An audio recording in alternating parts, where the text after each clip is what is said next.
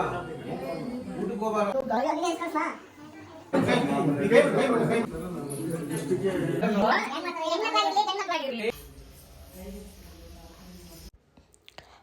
Hello ನಮಸ್ಕಾರ ಎಲ್ರಿಗೂ welcome back to my YouTube channel.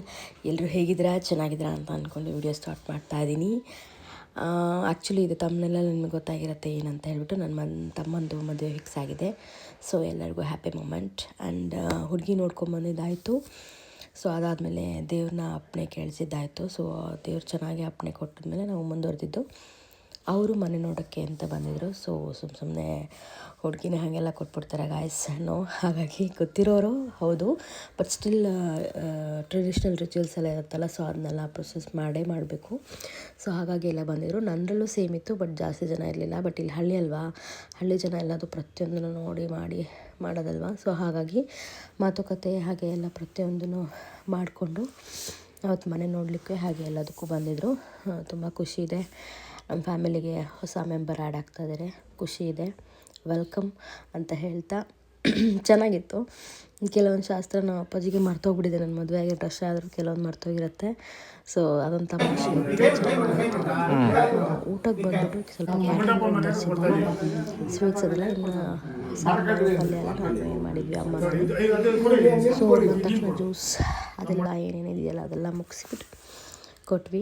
ಎಲ್ಲ ಚೆನ್ನಾಗಿತ್ತು. ಅವ್ರ ಕಡೆಯೂ ತುಂಬ ಎಲ್ಲ ಜನ ಒಳ್ಳೆಯವರೇ. ಏನಂತಂದರೆ ಓನ್ಲಿ ಅಂಡರ್ಸ್ಟ್ಯಾಂಡಿಂಗ್ ಮ್ಯಾಟ್ರಸ್ ಅಷ್ಟೇ ಇಲ್ಲಿ, ಬೇರೆ ಇನ್ನೇನೂ ಇಲ್ಲ. ಯಾವುದೇ ಸಂಬಂಧ ಆದರೂ ಅಷ್ಟೇ understanding is very important.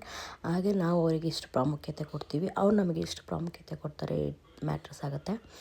So ನಮ್ಮನೇಲೆಲ್ಲ ಖುಷಿಯಾಗಿದ್ದೀವಿ. So ಇದು ಸ್ಟೆಪ್ 1 ಅಂತಲೇ ಹೇಳ್ಬೋದು. ಎಲ್ಲ ಚೆನ್ನಾಗಾಯಿತು. ಎಲ್ಲದೂ ಆದಮೇಲೆ ಊಟಕ್ಕೆ ನೀಡ್ತಾಯಿದ್ವಿ ನಾವು. ಎಲ್ಲರೂ ಗಂಡು ಮಕ್ಕಳು ಊಟಕ್ಕೆ ಕೂತ್ಕೊಂಡ್ರು.